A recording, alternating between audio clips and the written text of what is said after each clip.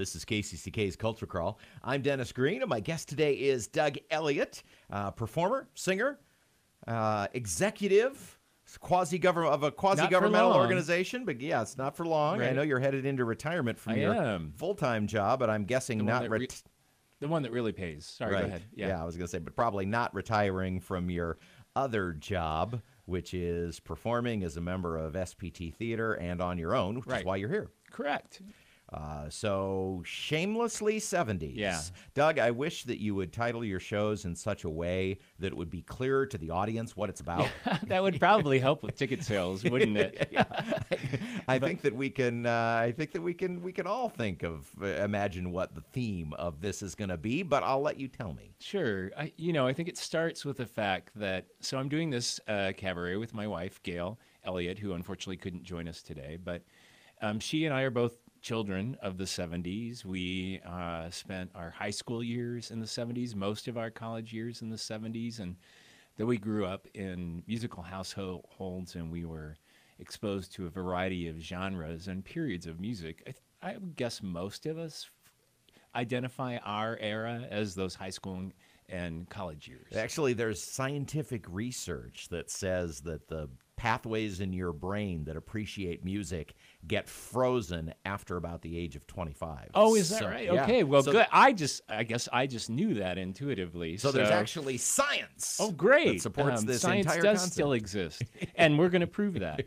And so I think that's one of the reasons why sometimes when we're in the car on a Saturday and we're not listening to KCCK, we listen to Casey Kasem's American Top 40 on the 70s channel. They get rerun, yeah. Right. And what I'm always struck by more listening to that aren't the great tunes that I remember, Styx in Boston and Kansas and early Billy Joel and stuff Steely that is Dan. Still around. Right.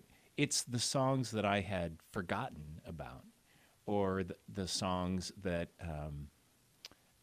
shamelessly, I'm now willing to admit I loved in the 70s, though I might not have sung them or played them around my friends. There are those of us who are around during that time, and I think every era probably has this, but the 70s, maybe more than most, is that there were songs that were huge hits, but everyone insisted they hated. Yeah, exactly. Now, you know some of the folks I hang around with, and the 70s always take hard knocks from them.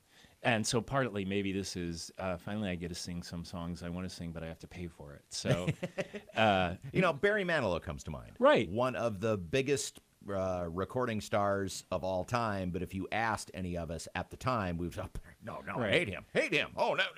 So, I mentioned some of those great bands from the 70s, and you're not going to hear them at this show.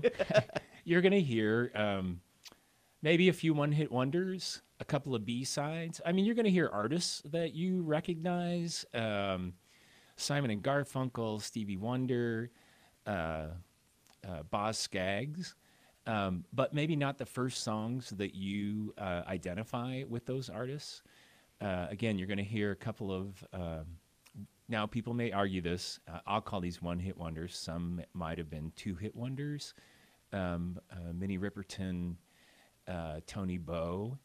I might have made a deal on Facebook last night that a friend of mine from high school will come over from Chicago for the show if I do her favorite Terry Jacks tune. Oh, wow. Okay. And I'm not going to give away. If you don't know what that is, then you have to look it up. Yeah, if you weren't there, you might not know. The other thing that strikes me, and again, I don't know if this is true music history or not, but again, when I listen to Casey Kasem, the 70s seems to me to be like the era of the story song. I mean, think about Jim Croce. He was the king of story songs. And you mentioned Barry Manilow, so I think about Copacabana. A song that has a story that with a beginning and a middle and an end.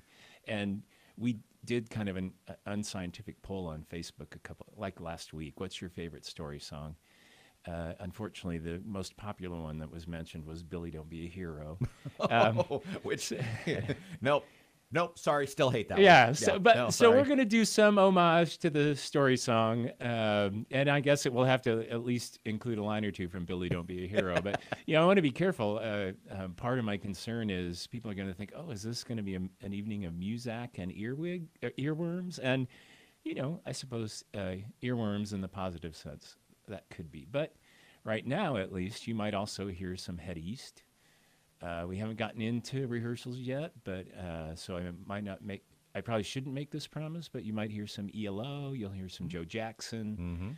The Beatles broke up in the 70s. That's very true. And technically, there are 70s Beatles songs. And I don't think any of us were worried about John or Paul, and we learned quickly we didn't need to worry about George, but I think most of us wondered what was going to happen to Ringo. So there's a shout out to Ringo on the playlist. Spoiler alert, he did okay. He did do okay, and so we're going to have a little fun with Ringo that night too. So, but really, you got it. It's an opportunity to come and enjoy an evening of music from the 70s.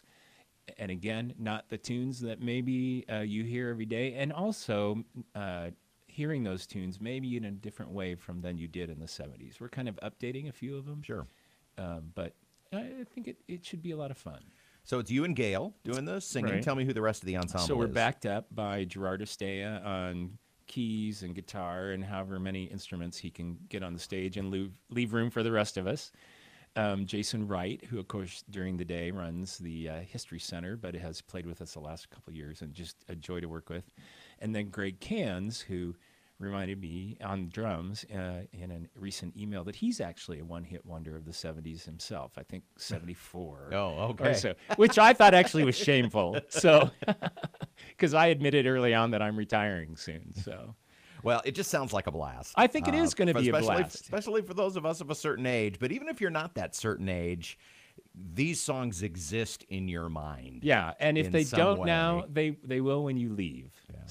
So what are the dates? The dates are May 10th and 11th, which is a Friday and Saturday, down at Opus Concert Cafe, which is, as you know, a great one venue. of our favorite local venues. And you go to the Orchestra Iowa box office. Right. Yep. Thank you. Or artsiowa.com. Pardon me for the... That's okay, because on the video right now, it is right underneath our great. smiling Okay, faces. good. orchestraiowa.org or artsiowa.com for tickets, or just go to the box office. Right, or go to the box office. And they have assigned seating now that at Opus, and I don't know that people are used to that, and so the closer you want to get to the stage or the larger group that you want to bring, it's better that you get your tickets sooner rather than later. And it is an intimate venue. It is. So things sell out pretty quickly sometimes. So I'd love to do a Boston tune, but with a 3-piece backup, in Opus, I don't think, even unplugged, I don't think that was going to work. Okay, all right. Before I let you go, I know that you want these to be a surprise, but you got to give us one. Oh, well, I already admitted to at least a few lines from Billy Don't Be a Hero. Something besides Billy Don't Be a Hero. Okay. You're My Angel Baby.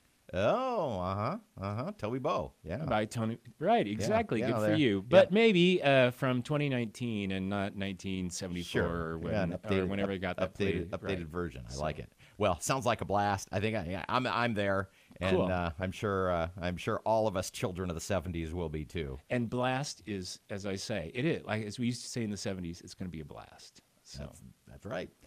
Doug Elliott appearing with his wife Gayle and a great backup band for Shamelessly 70s. Again, tickets at artsiowa.com. Doug, thanks for being here. Thanks so much, Dennis. I appreciate it. You can hear the Culture Crawl live on the radio most Thursdays and Fridays at 10:20, or download and watch the video podcast at the time of your choosing using your favorite podcast app or at kcck.org/culture.